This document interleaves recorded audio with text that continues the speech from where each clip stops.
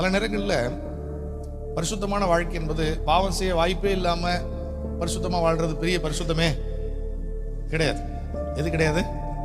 எனக்கு சினிமா பார்க்கறதுக்கு வாய்ப்பே கிடைச்சதில்லை, அதனால நான் சினிமா பார்க்கவே இல்லை அப்படின்னு சொல்றது பெரிய. டிவி இல்லாத எந்த ஆதிவாசி மக்களும் என்ன பார்த்ததே கிடையாது. அவங்களாம் பரிசுத்தவான்களா என்ன?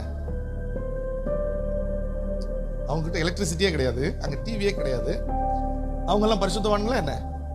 இல்ல. ஒரு விஷயத்தை செய்யறதுக்கான வாய்ப்பு கிடைக்காததுனால நான் செய்யல, எனக்கு சில விஷயங்களை அனுபவிக்கிறதுக்கான வாய்ப்பு கிடைக்கல அதனால நான் செய்யல, நான் இந்த தப்பு பண்ணல ஏன்னா அதுக்கான எந்த சூழ்நிலையுமே இல்லை, அது அல்ல பரிசுத்தம். எனக்கு அப்படிப்பட்ட சூழ்நிலைகள் உண்டாயிருக்கும் போதும் உன்னை மனுஷர்கள் சோதிப்பாங்க, ஃப்ரெண்ட்ஸ் சோதிப்பாங்க, பாவம் செய்ய சொல்லி உன்னை தூண்டுவாங்க, அல்லது நீ செய்யாததுனால உன்னைய தவறான வார்த்தையை சொல்லி இல்ல நீ எல்லாம் பழம், நீ எல்லாம் எதுக்குமே லாய்க் கிடையாது, நீ ரொம்ப உங்களை சச்சு மாத்திட்டாங்க அப்படின்லாம் அவங்க என்ன பண்ணுவாங்க. ஆனா இதை தாண்டி நீ பரிசுத்தமாய் வாழ்றியா, கர்த்தருக்கு பிரியமா வாழ்றியா, ஆண்டவருக்காக வைராக்கியம் பாராட்டுறியா, அதுதான் உங்களுடைய வாழ்க்கையில தேவை.